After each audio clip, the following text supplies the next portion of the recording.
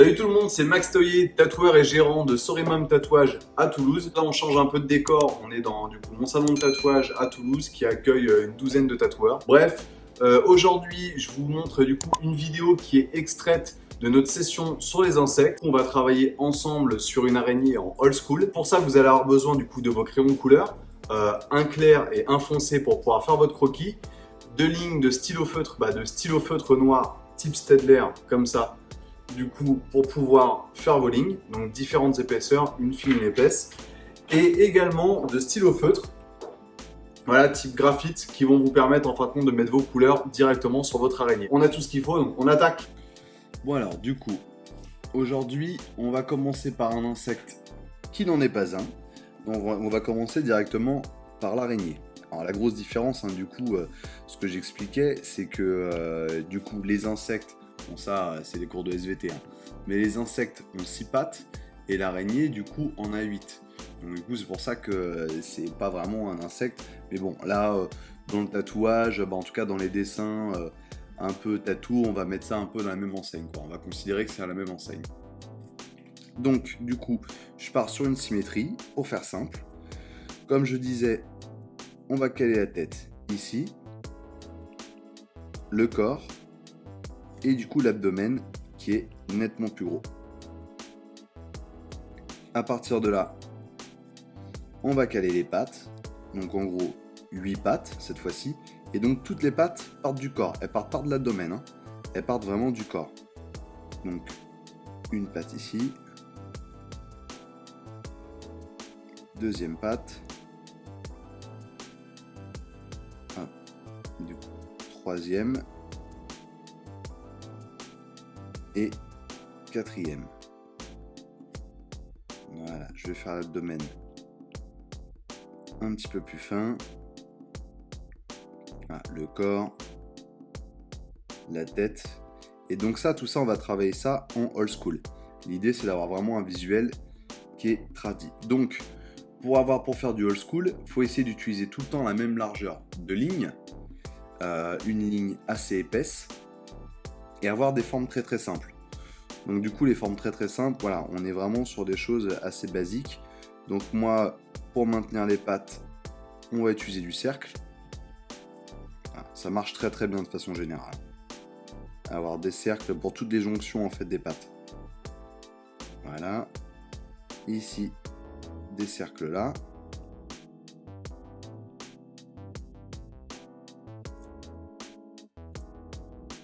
Pour les jonctions des pattes. Là, pour un petit côté bien old school, bien vénère, on va lui mettre une sorte de mandibule là. Hop. Faire des yeux pour un côté bien trad. Voilà. Et là, on va faire un grand classique dans le spider, dans l'araignée, pardon. Un bel œil à l'intérieur. Ça, je vais pas utiliser la symétrie, je vais essayer de lui donner un petit côté décalé. Je vais le rebosser après. Donc là, c'est vraiment, je garde ce format-là, mais je vais pas utiliser la symétrie pour faire ça, quoi. Et là, voilà, on va faire la forme des pattes. Très simple, vous voyez, j'essaie pas vraiment de me prendre la tête. Voilà, des sortes de petits boudins pour attacher les pattes.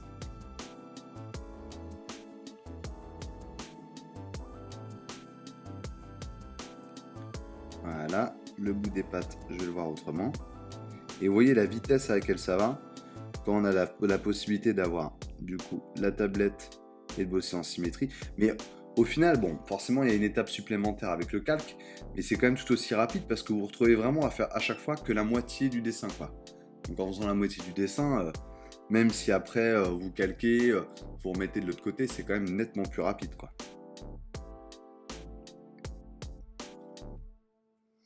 Donc les boudins, toujours. Et là, je vais lui faire un petit décroché pour vraiment le bout, on va dire, de la patte. Bon, je vais essayer de faire quand même assez simple. Et je vais répéter ce petit décroché sur les 8 pattes.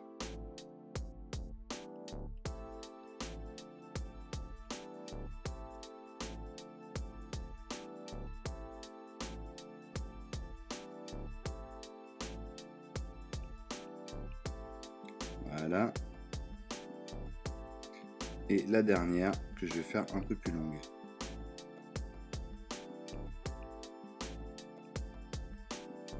Et voilà.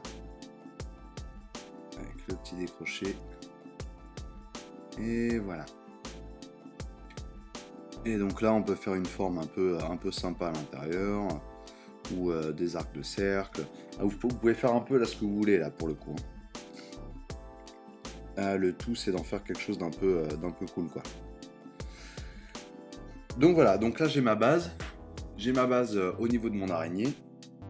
Et là je vais tirer toutes les lignes noires pour bien avoir la forme de mon araignée directement tracée.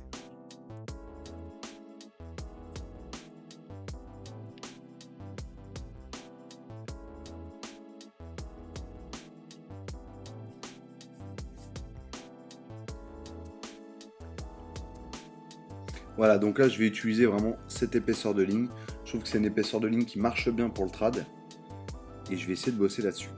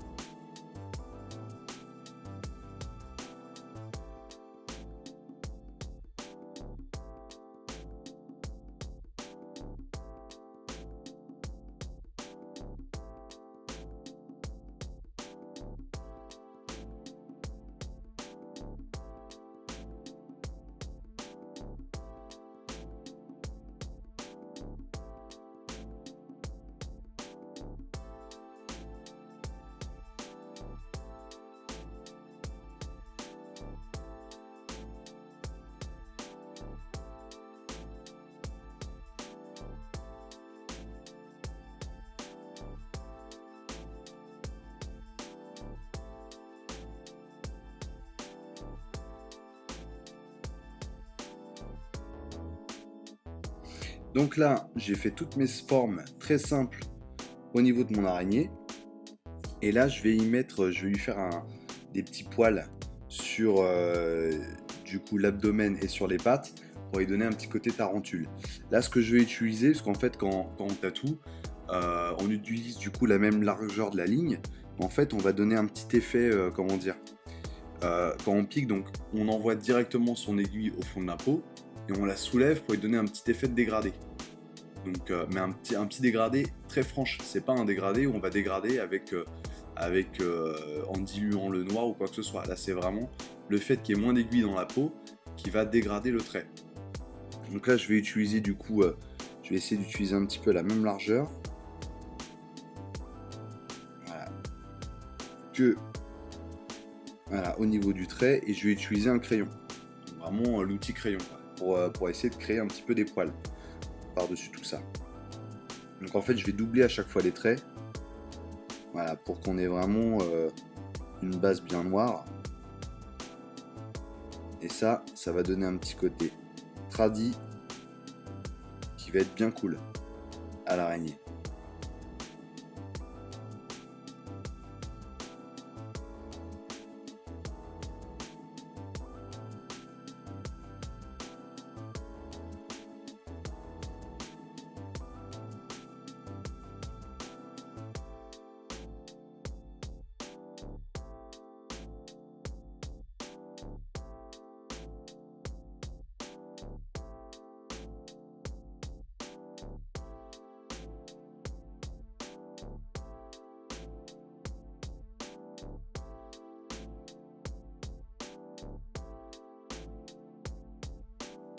Donc voilà, là j'ai mis tous les poils sur l'araignée. Donc on a un vrai côté trad. C'est vraiment ce motif, c'est vraiment un motif traditionnel du tatouage. On peut le faire vraiment de différentes façons. Là je l'ai fait assez large. En général, on peut le faire vraiment aussi en hauteur avec les pattes qui descendent beaucoup plus. Là, moi, je l'ai fait assez large pour qu'on voit bien l'ensemble du dessin. Mais c'est quelque chose qui fonctionne très très bien dans le tatouage de façon générale. Là, maintenant, je vais mettre les ombres. Donc pour les ombres, tac, je vais les caler en dessous. Donc là, j'utilise vraiment le même outil. Et je vais venir mettre les ombres directement déjà dans les pattes pour commencer. Et je mets toujours mon ombre. Forcément, je pars du principe que la lumière, elle vient du dessus, quoi. Donc du coup, je vais mettre mes ombres pour garder la lumière vraiment qui tape au-dessus. Donc voilà, à cet endroit ici. Voilà. Et les pattes, le bout des pattes, pratiquement entièrement noir. Là, je cherche pas à garder des reflets. On peut le faire hein, si on le souhaite, hein, mais là, je vais mettre mes couleurs après. Là, pour le moment, je mets vraiment toutes mes ombres. Et donc là, mes ombres, du coup, elles vont se suivre. Hein. Ça va être quand même... Elles vont être assez proches l'une de l'autre. Et donc là, pareil, je garde en fait ce côté, ce crayon-là, parce que pour moi, c'est vraiment l'outil qui va se rapprocher en fait d'un magnum ou d'un rond de magnum en fait quand on tatoue. Donc pour ceux qui tatouent un peu ou qui voient de quoi je parle, en tout cas le rond de magnum en fait ce sont des le magnum, ce sont les aiguilles qui permettent de remplir. Donc en fait c'est deux rangées d'aiguilles qui sont l'une au-dessus de l'autre. Normalement avant c'était des M1 ou M2, soit elles étaient stacked ou pas, donc en gros soit elles étaient l'une en face de l'autre, soit elles étaient légèrement décalées, vous voyez comme ça. Et donc du coup est très droite au bout. Et le rond de magnum en fait elles sont arrondies pour pouvoir pousser les dégradés. Ça c'est des nouvelles aiguilles, les nouvelles aiguilles. Tout est relatif, hein, c'est pas si récent que ça. Mais voilà quoi, du coup ce sont des choses qu'on utilise pour tatouer quoi. Pour ceux qui aiment que le dessin et qui sont là pour le dessin, ça vous permet de découvrir un truc. Et puis pour ceux qui tatouent déjà ou qui aiment ça ou qui veulent devenir tatoueurs, voilà, ça vous permet de comprendre un petit peu mieux. Et donc du coup cet outil, il permet vraiment de travailler, l'outil crayon que j'utilise là, je trouve que bon, ça ressemble pas concrètement, mais par rapport à un tatou peau, c'est assez proche quoi. Au niveau du rendu. Même si dans les faits, il y a d'autres outils qui s'en rapprocheraient plus. Mais là, sans me prendre la tête, c'est quelque chose qui marche bien quoi. Donc là, je continue à tout remplir en noir. Enfin, pas tout remplir, mais à mettre mes ombres. Et là, vous allez voir, après, je vais vraiment... Il y a plein de zones que je laisse complètement vierges, que je vais venir travailler. Je vais mettre de la couleur pleine à l'intérieur.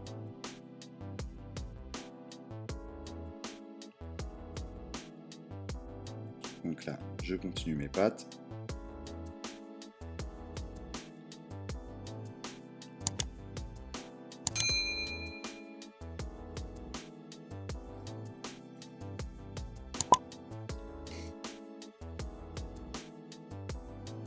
Et donc là maintenant, je vais venir mettre du coup de l'ombre dans le corps. Je vais pas me prendre la tête. Je vais venir chercher mon ombre en base. Ça me permet de travailler un dégradé pour pouvoir mettre ma couleur à l'intérieur.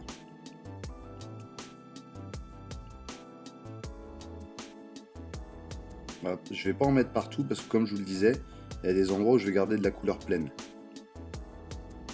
Qui permettra d'avoir vraiment un vrai côté traditionnel quoi. Là après maintenant, il n'y a pas vraiment de règle. Hein. Là maintenant vous remplissez un petit peu selon votre convenance avec ce que vous aimez quoi.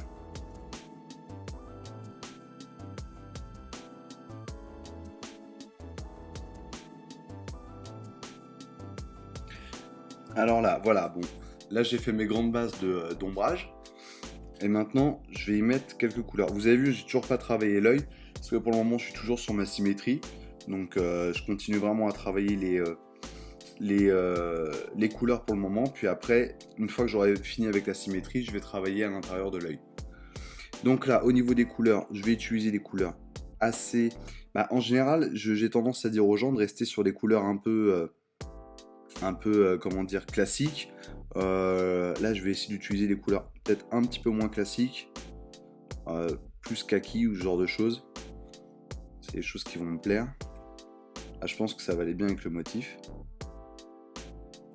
Voilà, je vais utiliser ça. Et j'utilise très peu de nuances différentes, hein, du coup. Ah voilà, je vais utiliser, je pense, 2 nuances.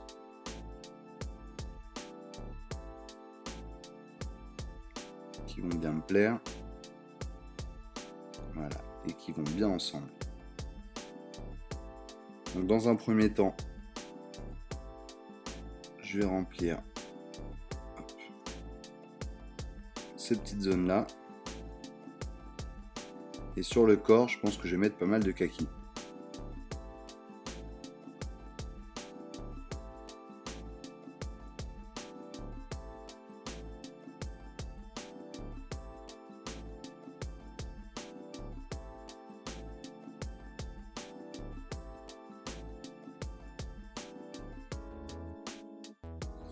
Donc voilà, là j'ai mis tous mes jaunes. J'aime bien ce petit jaune, je trouve ça plutôt sympa. Et là du coup, je vais venir rajouter mon petit kaki que je me suis sélectionné. Voilà. Et là, je vais le remplir en dessous. Alors pourquoi j'ai commencé par faire les ombres? Alors d'une part, ça permet de placer un petit peu les ombres et de se rendre compte un petit peu de comment se cale la lumière. Mais aussi parce que dans le tatouage, on travaille comme ça. Donc c'est-à-dire, on met d'abord nos noirs et ensuite on va mettre les couleurs plus claires. Donc normalement, là, si vraiment j'avais fait mon dessin en mode tatou, c'est que j'aurais commencé par le noir, ensuite le kaki et ensuite le jaune. On va toujours du plus foncé vers le plus clair. Pourquoi? Il y a une explication très simple, c'est qu'en gros, en fait quand on tatoue, on ouvre les pores de la peau, okay, pour pouvoir y mettre le pigment. Si je tatoue du jaune, donc j'ouvre les pores de la peau et j'y dépose mon jaune. Si à côté je fais du kaki, en essuyant mon kaki, il y a du kaki qui va rentrer dans les pores ouverts. Donc du coup, mon jaune va être souillé du kaki qui est à côté. Et alors si en plus je mets du noir à côté, et que là je viens balayer, essuyer le noir, du coup ça va rentrer dans le kaki et dans le jaune, ou même juste dans le jaune, et du coup ça va complètement obscurcir mon jaune. Donc c'est pour ça qu'on fonctionne toujours dans ce principe-là. On va toujours du plus foncé au plus clair. Donc là je le travaille un peu comme ça. En tout cas j'ai travaillé mes ombres en priorité parce que j'ai l'habitude de faire comme ça. Mais voilà. Donc comme ça vous permet également de comprendre. Donc là je mets mon petit kaki. Je vais pas chercher à faire de dégradé ni quoi que ce soit. Je suis vraiment là, c'est en gros mon dégradé de noir que j'ai posé avant qui lui va faire le dégradé, quoi. Je vais pas rajouter de lumière ni quoi que ce soit. Chose que dans le néotrad j'aurais fait par exemple. Mais là en l'occurrence pour du trad, on reste vraiment dans l'ultra simple. C'est vraiment l'objectif. Donc là rester avec peu de nuances et quelque chose de très efficace, quoi. Donc là, je continue à remplir mon araignée.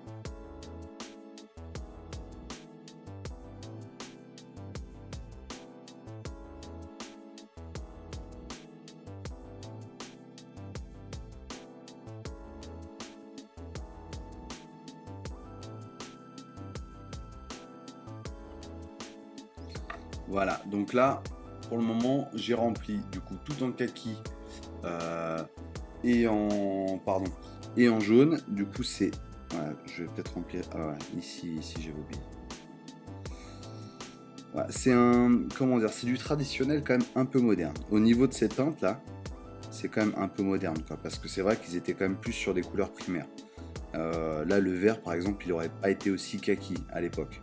Ils auraient bossé un vert un petit peu plus classique entre guillemets. Mais voilà, c'est des couleurs assez modernes qu'on voit souvent dans le traditionnel actuel. Donc voilà, après ça vous permet de vous rendre compte un petit peu de ce qui peut être fait. Après dans le old school, là vous pouvez vraiment rajouter des éléments, des gouttes de sang, des étoiles, ce genre de choses, quoi. Bon là je vais retirer la symétrie et du coup je vais essayer d'aller travailler l'œil. Voilà. Pour essayer de faire un truc un peu sympa.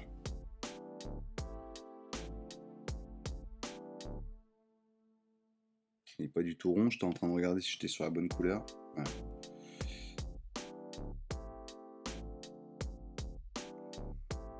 Bon, il n'est pas hyper rond, hein. Celui-là non plus. Voilà, mais c'est pas très grave. Et là du coup je pense que je vais travailler un petit peu avec mon jaune et mon kaki. et je vais y mettre un tout petit peu plus de nuance pour le moderniser un petit peu plus, quoi. Un petit peu plus de nuance, un petit peu plus de brillance, de reflet, quoi, pour que ça donne quelque chose d'un peu sympa. Donc voilà, et là, voilà, du coup je vais travailler un petit peu de jaune pour mettre en gros dans le fond de l'œil. Voilà. Regardez le côté jaune, là je descends, voilà, un croquis en dessous.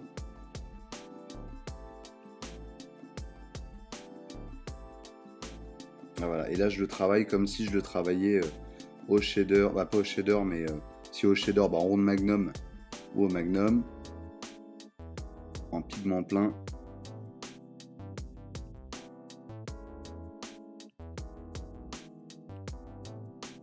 Voilà. Là j'essaie de faire quand même quelque chose d'assez simple pour pas trop rentrer dans les détails et surtout pas aller sur le néotrad parce que du coup autrement la démonstration n'a plus de sens. Là bon, je vais faire un peu le même procédé pour faire de l'ombrage.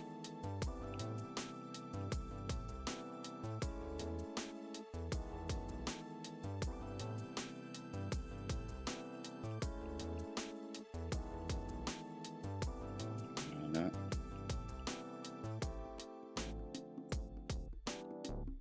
Donc je vais faire l'œil kaki aussi. Et forcément après je vais y mettre une petite tache de blanc pour donner un petit reflet dans l'œil. Évidemment dans le tatou c'est pas possible de fonctionner comme ça. Alors, on peut pas mettre du blanc après, ça ne marchera pas.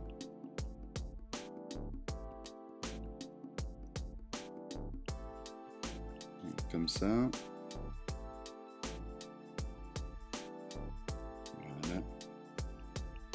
Bon, je le fais descendre un petit peu.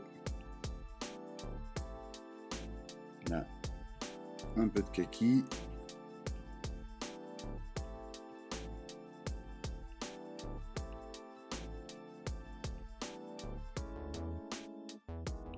Voilà. Bon, c'est histoire de, hein, c'est pas ouf ce que je fais.